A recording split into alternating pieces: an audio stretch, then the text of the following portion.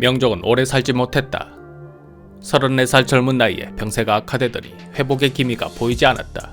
서둘러 후계를 정해야 했다. 유일한 아들 순의세자가 죽었으니 후사는 중종의 손자들 중에서 택해야 했다. 덕훈군의 세 아들이 유력한 후보자였지만 명종은 끝까지 그들 중 누구라고 결정하지 못했다. 그만큼 미련이 남아있었기 때문일 것이다. 소신 이중경 감히 전하의 전교를 듣고자 하옵니다. 보이는 누가 있게 되옵니까? 명종은 숨만 헐떡일 뿐 대답하지 못했다. 아니 되겠습니다. 중전마마께서 말씀해 주시옵소서. 다음 보이는 누가 있게 되옵니까? 인순왕후는 을충년의 일에 따라 덕훈군의 삼남 하성군으로 왕위를 잇겠다고 하였다. 을충년의 일이란 과거에도 명종이 혼수 상태에 빠질 정도로 위태로운 상황이 있었는데 그때 하성군이 명종을 간호했던 일을 말한다. 조선은 왕이 위태로울 때 곁에서 간호하는 사람이 곧 후계자라는 인식이 있었다. 명종은 과거 하성군을 마음에 두고 있었다. 이런 일이 있었다.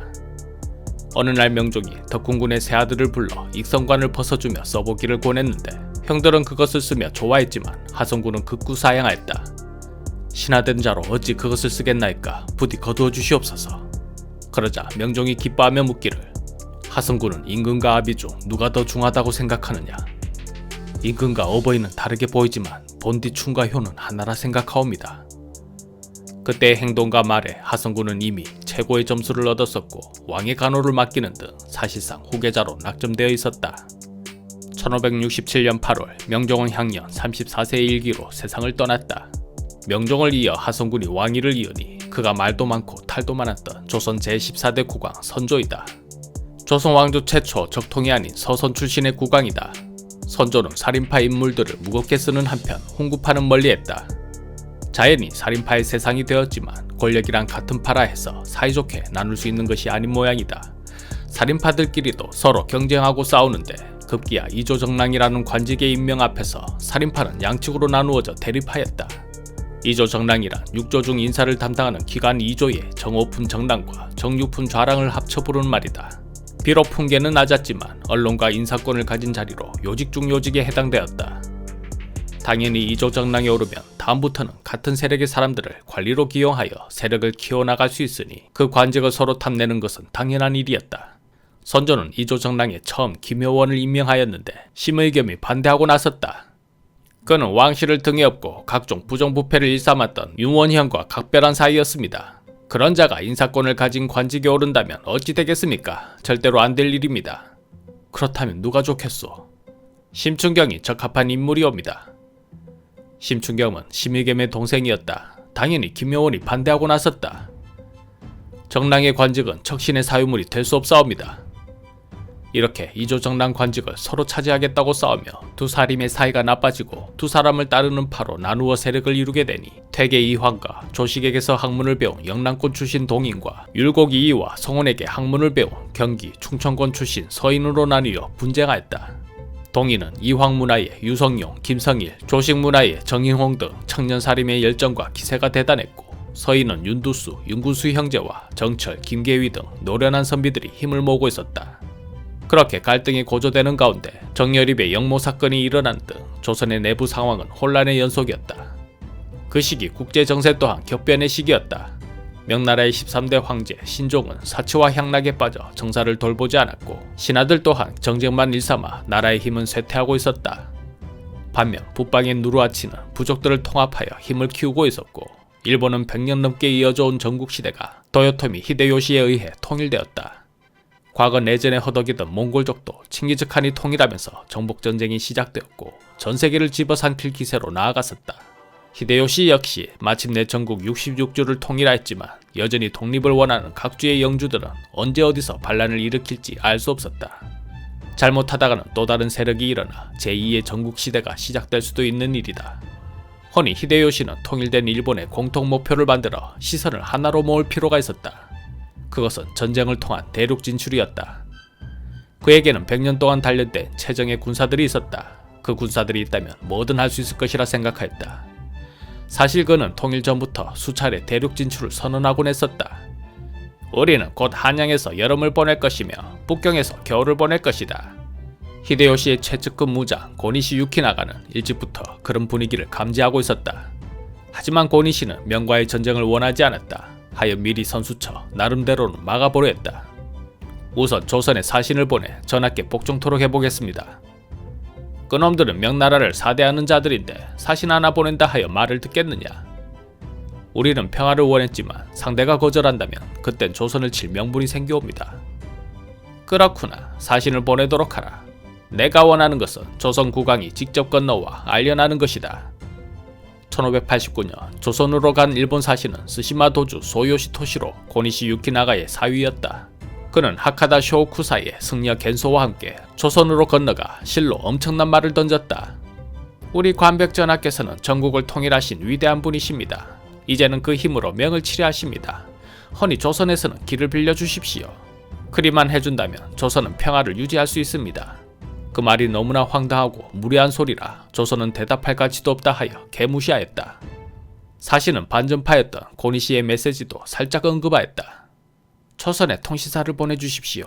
그리만 해주신다면 우리도 관백전하를 설득하여 전쟁이 일어나지 않도록 해보겠습니다. 약탈이나 일삼던 오랑캐 족속들이 무슨 힘으로 감히 명나라를 친단 말인가. 잠꼬대 같은 소리는 집어치우고 그냥 돌아가시게. 우리를 무시하시면 결론은 전쟁입니다. 사신은 거듭 통신사의 파견을 요청했고 조선도 결국에는 저들이 무슨 배짱으로 저런 허황된 소리를 하는지 가서 보는 것도 나쁘진 않을 것 같습니다. 그렇습니다. 통신사를 보내 저들의 의도를 파악하시옵소서. 유성룡과 이덕형의 주장으로 선조는 정사 황윤길, 부사 김성일, 서장관 허성으로 하여금 통신사를 꾸리고 일본으로 가게 하였다. 1590년 7월 통신사는 교토에 도착했다. 그러나 히데요시를 만나지 못하였다. 오라 할 때는 언제고 만나주지 않는 것은 무슨 경우요? 관백 전하께서는 지금 동산도 원정으로 바쁘십니다. 곧 돌아오실 것이니 느긋하게 기다리십시오. 그렇게 몇 개월을 기다려 11월이 되어서야 히데요시를 겨우 만날 수 있었다. 사신을 만나는 자리에 히데요시는 자신의 아들 추루마츠를 안고 나타나는 등 조선의 통신사 따위는 안중에 없다는 듯 무례를 범했다. 또한 마치 속국의 신하를 대하듯 건방을 떨었다. 게다가 추루마츠가 옷에다 오줌을 지리는 해프닝까지 있었다. 상차림 또한 일국의 사신을 대접하는 상이라고 하기엔 너무나 초라했다. 기다리게 하여 늦게 만나고 초라한 상차림으로 조선 통신사를 의도적으로 무시하며 길을 누르겠다는 히데요시의 속셈이 깔려 있었을 것이다. 게다가 답서도 통신사가 돌아가기 직전까지 최대한 늦게 썼을 뿐 아니라 그 내용 또한 오만불손하였다. 자신을 태양의 아들이라 칭하며 선조를 하파라 부르고 명나라 400여 주를 정복하겠다고 큰소리쳤다. 뿐만 아니라 통신사의 방문을 입조, 예물을 조공물을 뜻하는 방물이라고 하는 듯 무례한 글로 가득하였다. 다음은 히데요시가 선조에게 쓴 답서를 요약하였다. 일본국 관백은 조선 국왕 하파에게 바칩니다. 보내신 글은 향불을 피우고 제3되풀이하여 읽었습니다. 우리나라 60여 주는 근래 제국이 분리되어 나라의 기강을 어지럽히고 대대로 내려오는 예의를 저버리고서 조정의 정사를 따르지 않기 때문에 내가 분격을 견디지 못하여 3년 4년 사이에 반신과 적도를 토벌하여 먼 섬들까지 모두 장악했습니다. 나에게는 적심을 가진 자는 자연 기세가 꺾여 멸망하는지라 싸우면 반드시 이기고 공격하면 반드시 빼앗았습니다. 사람의 한평생이 100년을 넘지 못하는데 어찌 답답하게 이곳에만 오래도록 있을 수 있겠습니까? 기국이 선구가 되어 입조한다면 원료가 있음으로 해서 근우가 없게 되는 것이 아니겠습니까? 먼 지방 작은 섬도 늦게 입조하는 무리는 허용하지 않을 것입니다. 내가 대명에 들어가는 날 사조를 거느리고 군영에 임한다면 더욱 이웃으로서의 맹약을 굳게 할 것입니다. 나의 소원은 삼국의 아름다운 명성을 떨치고자 하는 것일 뿐입니다. 방문은 목록대로 받았습니다. 몸을 진중히 하고 아끼십시오. 이만 줄입니다. 김성일은 거칠고 거만하기 짝이 없는 히데요시의 답서에 격노하였다. 만일 이 글을 고치지 않고 돌아갔다가는 우리는 죽음이 있을 뿐이니 이대로는 가져갈 수 없소. 이에 겐소가 사과하며 조금 수정했는데 전하와 예패 등의 글자만 고칠 뿐 나머지는 그대로 하였다. 히데요시는 늙은 노모 오만도 코로에게 장담하였다. 어머니, 올가을은 명예황궁에서 보내실 것입니다. 그렇게 통신사가 돌아오자 선조는 서둘러 물었다.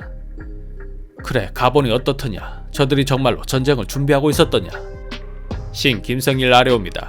일본은 절대로 전쟁을 일으키지 못할 것이며 그런 낌새조차 발견하지 못했사옵니다. 그러자 황윤길이 반대 의견을 내었다.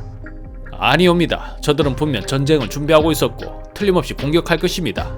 마땅히 준비하셔야 하옵니다. 선조는 난감하였다. 아니 똑같이 가서 똑같은 것들을 보았거늘 어찌 그렇게 견해가 다를 수 있단 말인가. 두 사람은 서로 주장하였다. 신의 말이 맞사옵니다. 통촉하여 주시옵소서.